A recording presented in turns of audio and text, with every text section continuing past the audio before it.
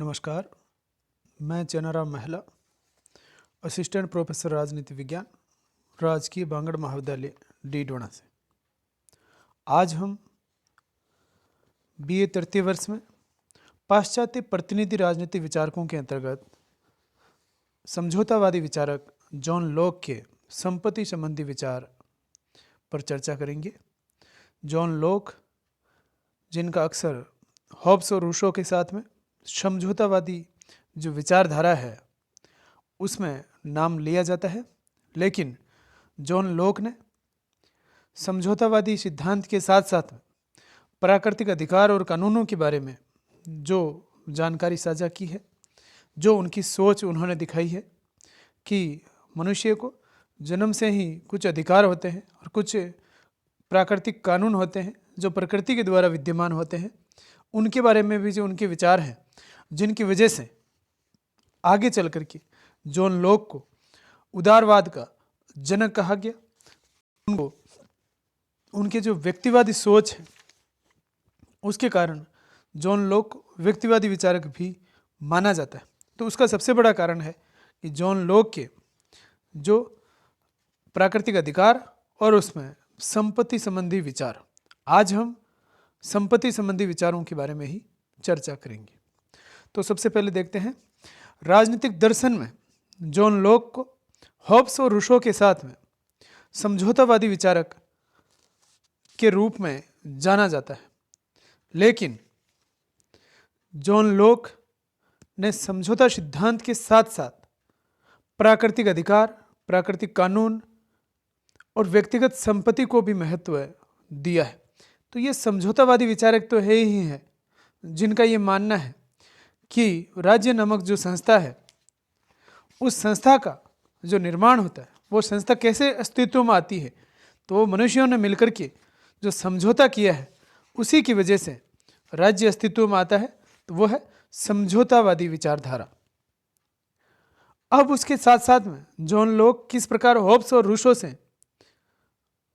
Rousseau से अलग हैं, तो वो चीज़ यहाँ पे दिखाता है कि उनके प्राकृतिक अधिकार, प्राकृतिक कानून और व्यक्तिगत संपत्ति जो है उसके संबंध में उनके विचार। लॉक के द्वारा समझौता सिद्धांत में जिस प्राकृतिक व्यवस्था का उल्लेख किया गया है उसकी विशेषता है उसमें प्राकृतिक नियम और प्राकृतिक अधिकार भी विद्यमान है। तो ये मानते हैं कि कुछ प्राकृतिक नियम थे और प्राकृतिक अधिकार भी मनुष्य को प्राकृतिक अवस्था में प्रदत्त थे।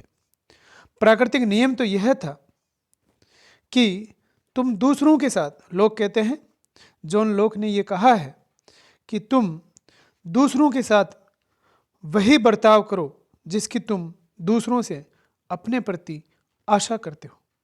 तो हमें दूसरों के प्रति भी वैसा ही बर्ताव करना चाहिए जैसा हम दूसरों से अपने प्रति आशा करते हैं कि वो हमारे साथ में ऐसा करें, तो वैसा ही व्यवहार हमें पहले उनके साथ में करना पड़ेगा। तो ये प्राकृतिक नियम है। उस नियम से अगर लोग चलेंगे, लोग के व्यक्ति अगर प्राकृतिक अवस्था की इस प्राकृतिक व्यवस्था के अनुसार चलते हैं तो वो स्वर्ण युग की अवस्था बन जाती। ये बात जो उन्होंने कही थी कि स्वर्ण युग जो है वो अवस्था इसमें आ सकती। आगे देखिए, तो प्राकृतिक अवस्था में जॉन लॉक कहते हैं कि व्यक्तियों को 3 अधिकार प्राप्त है: जीवन का अधिकार, स्वतंत्रता का अधिकार और संपत्ति का अधिकार। अक्सर परीक्षा में ये पूछा जाता है कि प्राकृतिक अवस्था में जॉन लॉक कितने प्राकृतिक अधिकारों की बात करते हैं, तो वो 3 अधिकार है: जीवन, स्वतंत्रता और संपत्ति का अधिकार। संपत्ति के अधिकार की धारणा का प्रयोग जॉन लॉक, अब इसमें अगर हम जीवन और स्वतंत्रता के अलावा संपत्ति पे ज़्यादा फोकस उनका रहा, परीक्षा में अक्सर संपत्ति संबंधी सवाल ही पूछे जाते हैं, तो संपत्ति के अधिकार की धारणा का प्रयोग जॉन लॉक व्यापक और संकुचित दोनों ही अर्थ में करते हैं। व्यापक अर्थ में संपत्ति से उनका तात्पर्य जीवन, स्वतंत्रता और संपत्ति, तीनों अधिकार हैं वो पुनः एक साथ आ जाते हैं यहाँ पे। तो संपत्ति के अधिकार में ही जीवन का अधिकार निहित है, स्वतंत्रता का अधिकार निहित है, कि संपत्ति व्यक्ति के पास होगी तो उसका जो जीवन है वो सुलभ होगा, वो आसान होगा, वो जो है जैसा चाहता है वैसा हो सकता है। और उसके लिए ज़रूरी है साथ साथ में उसको संपत्ति रखने की स्वतंत्रता भी उसको दी जाए। तो जीवन, स्वतंत्रता और संपत्ति तीनों एक दूसरे से मिली हुई है और ये व्यापक अर्थ में संपत्ति में ही आता है। संकुचित अर्थ में बात करें तो संपत्ति का अधिकार का प्रयोग व्यक्तिगत संपत्ति के अर्थ में किया गया कि व्यक्ति के पास में जितनी संपत्ति होनी चाहिए उसके बारे में उन्होंने कहा है। निजी संपत्ति के बारे में कि व्यक्ति के पास में निजी संपत्ति होनी चाहिए, तो निजी संपत्ति के संबंध में उनकी ये मान्यता है कि प्रत्येक व्यक्ति को यह अधिकार था कि उसके जीवन के लिए जो आवश्यक है वह ले लें। तो ये अधिकार उन्होंने दिया है कि प्रत्येक मनुष्य के जो जीवन के लिए उसके लिए आवश्यक है वह उसको ले लें। कहाँ से ले लें? वो प्रकृति से ले लें। क्योंकि प्राकृतिक अवस्था विद्यमान थी तो हर जो वस्तु थी वो स्वतंत्र थी, तो उस पर अधिकार करने की बात थी। तो वो अधिकार व्यक्तियों को था कि उनके जीवन के लिए जो आवश्यक है, ज़रूरी है, वह उस प्रकृति से वो ले लें। तो ये पूरी छूट वो देता है। लोक के शब्दों में क्या कहते हैं जॉन लोक? उस ईश्वर ने जिसने कि विश्व को मनुष्य की सामान्य संपत्ति बनाया है, तो स्वयं ईश्वर ने जिसने संपूर्ण विश्व को मनुष्य की सामान्य संपत्ति बनाया है, मनुष्यों को बुद्धि भी प्रदान की है। तो मनुष्य को उन्होंने बुद्धि भी प्रदान की है ताकि वे जीवन का प्रयोग अधिकाधिक लाभ और सुविधा के लिए कर सके। तो हमें बुद्धि भी उन्होंने दी है ईश्वर ने, ताकि हम जीवन का प्रयोग जो भी विश्व का सामग्रियां हैं उन सब का अधिकाधिक लाभ और सुविधा के लिए कर सके।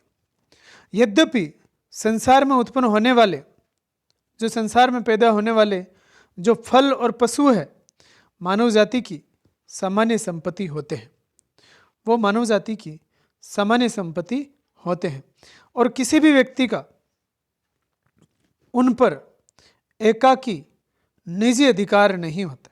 तो किसी एक व्यक्ति का उन पर निजी अधिकार नहीं होता है।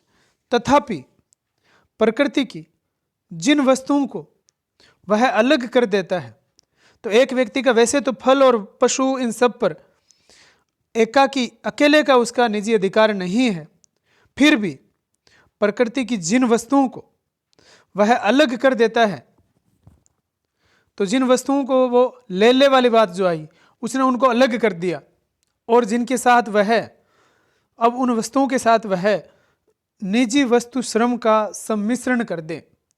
निजी वस्तु श्रम खुद का वो अतिरिक्त प्रयास उन पे कर रहा है, मेहनत उन पे कर रहा है, वो उसको वस्तु को निकालने में हो या वो जानवरों को पशुओं को रखने में हो, तो स्वयं का वस्तु श्रम उसमें लगा दें वो, तो वह वस्तु, तो जो वस्तु होगी वह सारी वस्तुएं उसकी निजी संपत्ति बन जाती। तो ये निजी संपत्ति के बारे में उनके जो विचार है कि निजी संपत्ति जो है वो प्राकृतिक होती और वो प्राकृतिक है, उसमें जो चाहे वो ले ले और उसके बाद में उस पर उसको मेहनत करनी है, निजी श्रम करनी है।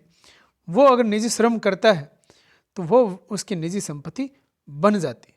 तो ये बात, तो इस प्रकार जॉन लोक का तात्पर्य है कि प्रकृति की देन में अपना श्रम लगा कर, प्रकृति तो है ही मौजूद, वो प्रकृति में सारी चीज़ें, उसमें हम अपनी मेहनत लगा दें तो व्यक्ति जो वस्तु निर्मित कर लेता है वह उसकी अपनी हो जाती है। तो वो सारी वस्तुएं जो प्रकृति में मौजूद है उसमें से जिसमें वो अपनी मेहनत लगा के उसको अर्जित करता है, कैसा ही उसको रूप देता है, वो उसकी हो सकती। ये उसका निजी संपत्ति के बारे में कह सकते हैं कि बहुत बड़ी बात उन्होंने कही है। लोक की धारणा है, जॉन लोक आगे क्या कहते हैं कि प्राकृतिक अवस्था के यह प्राकृतिक अधिकार राजनीतिक समाज की स्थापना के बाद भी व्यक्ति के पास में बने रहते। तो यहाँ पे ये देखो, यहाँ पे हमें हॉब्स और रूसो उन दोनों से जॉन लोक की भिन्नता नजर आती है। तीनों में अगर अंतर पूछें हमसे तो वो हमारे लिए जानना जरूरी है। रूसो कहता है कि सारी जो है इच्छाएं जो है, समस्त जो इच्छाएं हैं, उन सब का योग सामान्य इच्छा में हो जाता है। तो वो कहता है समझौते के बाद में व्यक्ति के पास में कुछ भी अधिकार नहीं बचता है। वहीं होब्स की बात करें तो वैसे तो वो निरंकुश शासक की स्थापना करता है, क्योंकि वो कहता है कि शासक और शासितों के मध्य कोई समझौता नहीं होता है। वो जो समझौता होता है वो केवल और केवल जनता के मध्य होता है, राजा उसमें शामिल नहीं है। इसीलिए राजा को वो निरंकुश शक्तियां प्रदान करता है। लेकिन वो कहता है कि आत्मरक्षा का अधिकार तब भी उनके पास में मौजूद है। आत्मरक्षा का अधिकार प्राकृतिक अवस्था में भी विद्यमान था, जिसके लिए वो दूसरों की हत्या कर सकता था, और वही आत्मरक्षा का अधिकार उनको राज्य के भीतर भी मौजूद है, उनको मिलता रहता है। तो एक अधिकार की बात करता है, रूसो जीरो अधिकार की बात करता है, शून्य अधिकार की बात करता है। होब्स एक अधिकार की बात करता है। और अगर हम जॉन लॉक की बात करें तो वो 3 अधिकारों की बात करते हैं, जो समाज की स्थापना के बाद भी उनके पास में विद्यमान रहते हैं, क्योंकि व्यक्ति ये अधिकार प्राकृतिक अवस्था में ही राज्य में लाते हैं। तो उनको प्राकृतिक अवस्था में ही वो उनके पास में वो अधिकार मौजूद थे और उसको लेकर के वो आगे आते हैं। समाज तथा सरकार के लिए व्यक्ति के अधिकारों का सम्मान करना अनिवार्य है। तो वो कहता है क्योंकि ये अधिकार पहले से ही उसके पास में बना हुआ था, तो समाज के लिए ज़रूरी है कि वो उसको उसका मान करें, उसका सम्मान करें और उसको जो है हानि नहीं पहुंचे, तो वो उसको कोई भी नुकसान नहीं पहुंचा सकते। तो ये उनका जो है अंतर हमें होब्स और रूसो की तुलना में ध्यान में रखना। यदि, और देखिए क्या कहता है कि यदि राजनीतिक व्यवस्था व्यक्ति के इन प्राकृतिक अधिकारों को भंग करती है तो जनता के द्वारा राजनीतिक व्यवस्था के विरुद्ध विद्रोह किया जा सकता है। तो जनता जो है उस व्यवस्था, उस सरकार के विरुद्ध विद्रोह कर सकती है यदि उनके उन प्राकृतिक अधिकारों का अतिक्रमण या उनके भंग या उनके नष्ट या उनको क्षति पहुंचाने का वहां पे डर उनको लगे या भय हो, तो राजनीतिक व्यवस्था के विरुद्ध विद्रोह कर सकते हैं। जॉन लॉक ने अपनी इस धारणा के आधार पर ही 1688 की इंग्लैंड की जो गौरवपूर्ण क्रांति हुई थी, उस क्रांति को उन्होंने न्यायोचित सिद्ध किया कि वो सही थी। क्यों? क्योंकि उनको प्राकृतिक अधिकारों का वहाँ पे हनन हो रहा था। तो उस इंग्लैंड की जो गौरवपूर्ण क्रांति है 1688 की, रक्तहीन क्रांति जिसको कहा जाता है, उसका जॉन लॉक यहाँ समर्थन करते हुए दिखते हैं। अब देखें हम इसकी आलोचना। तो उनकी जो संपत्ति संबंधी जो विचार है, संपत्ति संबंधी जो धारणा है, या उनके प्राकृतिक अधिकारों की बात जो की गई है उनकी, कि स्वयं प्रकृति के द्वारा मनुष्य को अधिकार दिए हैं, उस धारणा की आलोचना। लोक की प्राकृतिक अधिकारों की धारणा सही प्रतीत नहीं होती है और इस बात के भी विपरीत है, क्योंकि अधिकारों का स्रोत जो है वो क्या है? समाज है, और उसके उपभोग व संरक्षण के लिए राज्य की आवश्यकता होती है। तो अधिकार जो है वो अधिकार कहाँ से मिलेंगे? वो सोसाइटी से ही मिल सकते हैं, समाज से ही हमें मिलेंगे। समाज ही जो है हमें वो अधिकार देता है, और उनके संरक्षण की या उनको हम यूज़ करें तो उसके लिए ज़रूरी है कि राज्य नामक संस्था होनी चाहिए। एक राज्य के भीतर ही अधिकारों का दावा किया जा सकता है, क्योंकि वो संस्था वैध संस्था होती है जो कहती है, वो जो मानती है कि वास्तव में आपके कुछ अधिकार हैं। जहाँ कानून व्यवस्था नामक कोई वस्तु नहीं है, वहाँ पे आप अधिकारों का दावा भी नहीं कर सकते। तो अधिकारों का स्रोत क्या है? अधिकारों का स्रोत क्या प्रकृति है, या अधिकारों का स्रोत जो है समाज है, राज्य है? तो वहाँ हमें समझना है कि अधिकारों का स्रोत क्या है? समाज है, और संरक्षण के लिए राज्य की आवश्यकता है। तो यहाँ पे जॉन लॉक की प्राकृतिक अधिकारों की जो अवधारणा है वो हमें सही प्रतीत नहीं होती। जन्मजात प्राकृतिक अधिकारों की धारणा आज अस्वीकृत हो चुकी। जो जन्मजात प्रकृति प्रदत्त जो अधिकारों की धारणा जॉन लॉक जिन अधिकारों की बात करते हैं वो आज अस्वीकृत हो चुकी। जन्मजात के रूप में व्यक्ति को अंतर्निहित शक्तियाँ ही प्राप्त होती हैं, अंतर्निहित शक्तियाँ उन्हें प्राप्त होती है, व्यक्तियों को अधिकार नहीं। अधिकार, तो देखिए अधिकार क्या है वास्तव में, कोई हमसे पूछे कि अधिकार की परिभाषा क्या है, तो वहां आपको ये बताना है कि अधिकार तो जीवन की उन स्थितियों को कहते हैं जो कि मनुष्य की प्राकृतिक शक्तियों के विकास के लिए आवश्यक होती है। तो अधिकार क्या है? प्राकृतिक शक्तियों के विकास के लिए आवश्यक उन परिस्थितियां हैं, वो अवसर हैं समाज द्वारा जिन्हें मान्यता दी गई हो और राज्य द्वारा जिन्हें लागू किया जाता। तो जीवन की उन स्थितियों को कहते हैं जो कि मनुष्य की प्राकृतिक शक्तियों के विकास के लिए आवश्यक है और जिसे समाज द्वारा मान्यता दी गई है और राज्य द्वारा जिन्हें लागू किया जाएगा। तो ये वास्तव में क्या है? अधिकार है।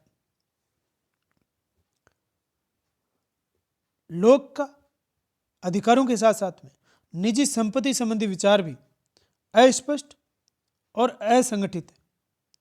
यदि ये सच है, अगर इनकी बात को हम सही माने कि जिस वस्तु में मनुष्य उसमें अपनी मेहनत श्रम मिला लेता है तो वह उसकी निजी संपत्ति बन जाती है, तो हमें यह स्वीकार करना होगा कि एक पूंजीपति के पास जो असीम संपत्ति है वह उसका अपना अधिकार है और इस प्रकार हमें समाजवाद को ठुकराना होगा।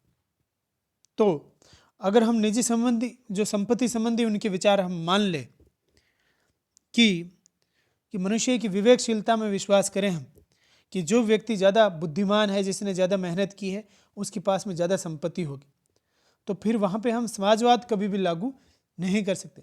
वो समाजवाद जो कहता है कि सभी मनुष्यों को बराबरी का अधिकार है, ऊंच नीच का भेद मिटाने की बात जिस समाजवाद में की जाती है, वो समाजवाद फिर यहाँ पे जो है प्रासंगिक नहीं रहता।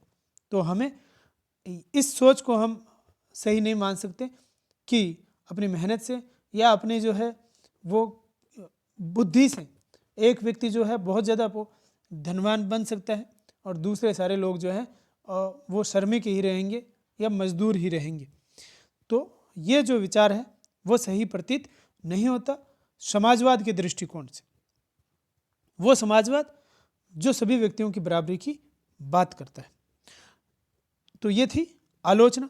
अब इस प्रकार की तमाम आलोचनाओं के बावजूद हमें यह से मानना होगा कि प्राकृतिक अधिकार की धारणा जॉन लॉक की सबसे विशिष्ट देन है और वर्तमान समय की जो मौलिक अधिकार की धारणा है, जो मौलिक अधिकारों का आजकल जो है मौलिक अधिकारों को स्वयं संयुक्त राष्ट्र संघ के द्वारा भी मान्यता दे दी गई है, भारत में भी उनको मान्यता है।